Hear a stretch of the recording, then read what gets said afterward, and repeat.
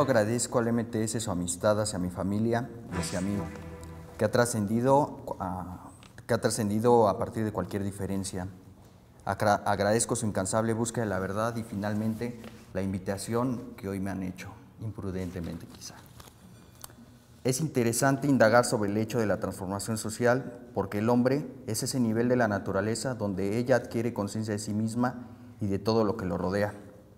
Este es el indicativo sustancial para entender a la persona como artífice de un cambio, de un verdadero compromiso con lo real, lo que permite que el hombre sea verdaderamente libre.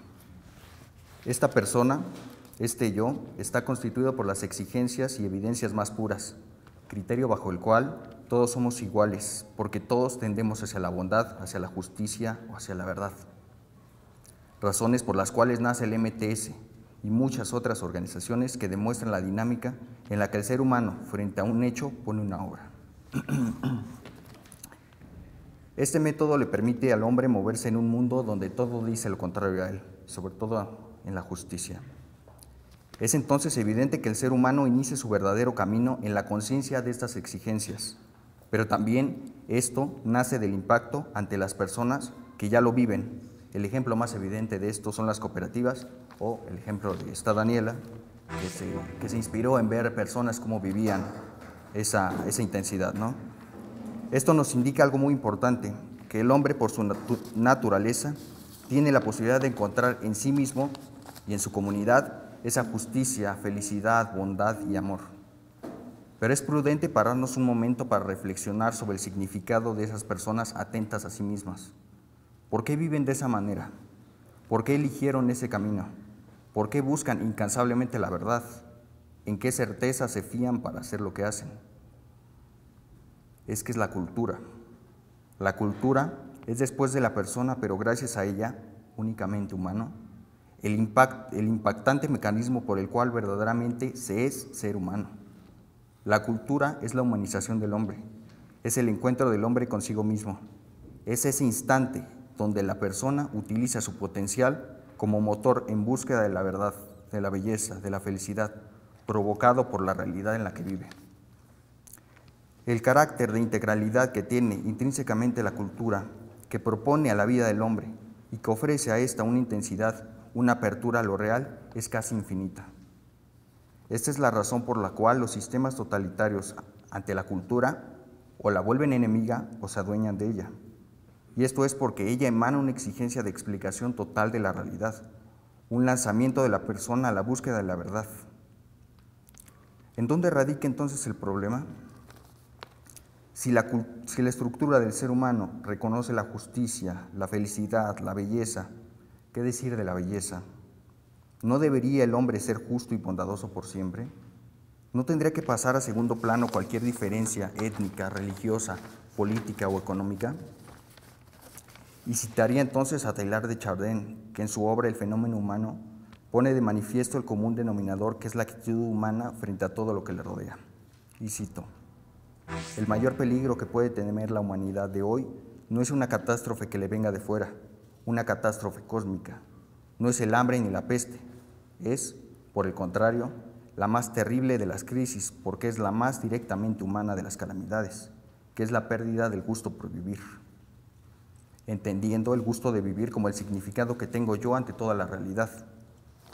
Y nadie enmarca de manera tan concreta esta postura ante la realidad como Leopardi en Canto Nocturno de un pastor errante de Asia. Y cito: frecuentemente cuando yo te miro, tan muda en el desierto llano, habla de la luna, que en su lejanía confina con el cielo, o bien con mi rebaño, seguirme en mi rebaño lentamente. Y cuando miro en el cielo arder las estrellas y me digo pensativo, ¿para qué tantas luces? ¿Qué hace el aire sin fin y esa profunda, infinita serenidad? ¿Qué significa esta soledad inmensa? ¿Y yo qué soy? El yo que soy de Leopardi trasciende en la historia como una provocación auténtica, pregunta, que es el combustible por el cual detona toda la dinámica humana. Y es que 200 años después, Leopardi nos enseña cómo deberíamos partir de la pregunta para responder a los sucesos de nuestra existencia.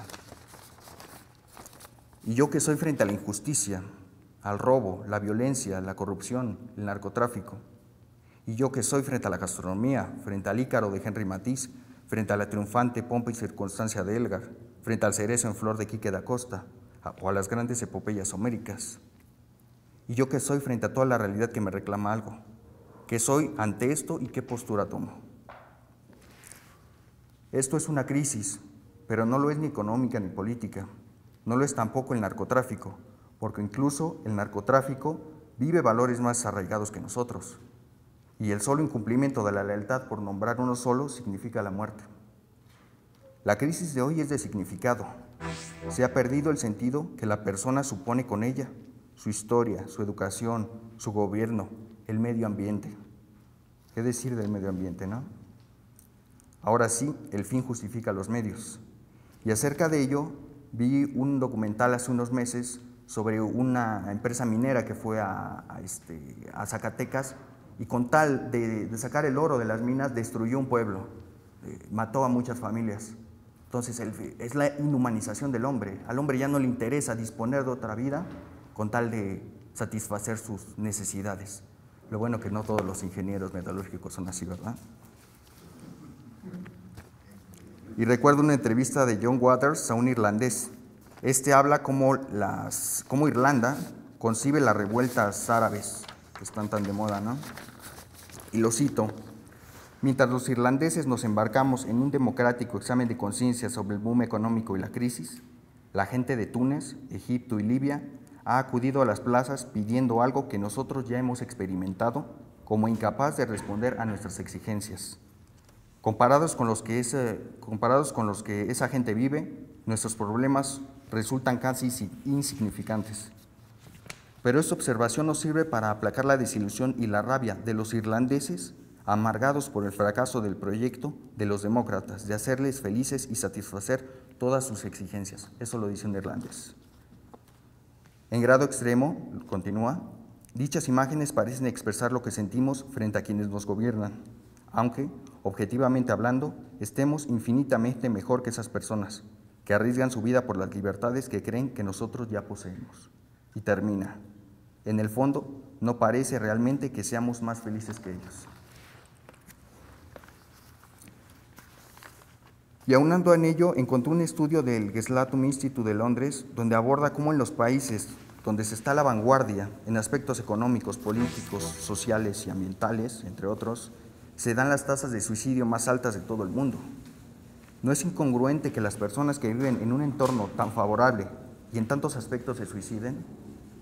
Ante esta información no existe una respuesta clara, hay muchos estudios, pero un amigo historiador que vivió con los suecos como 10 años me platicó de una hipótesis que él tiene, ¿no? y él cita: creo que se ha perdido la relación de la persona con su destino, entendiendo destino como la relación de las exigencias humanas con su plena satisfacción.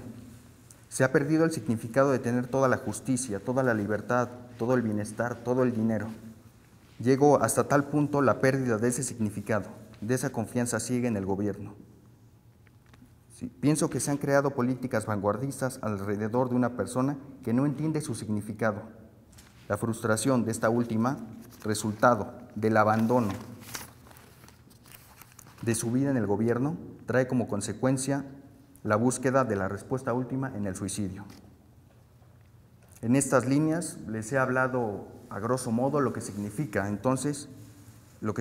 verdaderamente el significado para las personas, valga la expresión, ¿no? Pero si una teorización no es vivida por actores que también la experimentan en la realidad, es una teorización vacía y no pasará de ser buenos actos. Finalmente, por el tiempo, quisiera decirles que para mí la gastronomía es resultado de que el hombre se encuentra consigo mismo y la pone al servicio del hombre, ¿no? Y finalmente quisiera terminar con una frase que enmarca todo lo que les he dicho, todo lo que les he mencionado, y que magistralmente nos marca un filósofo italiano, Luigi Giussani, cómo es la dinámica humana en la que el encuentro mueve a la persona, ¿no? Y lo cito: el hombre no parte de discursos, sino del impacto que suscita un hecho. Gracias.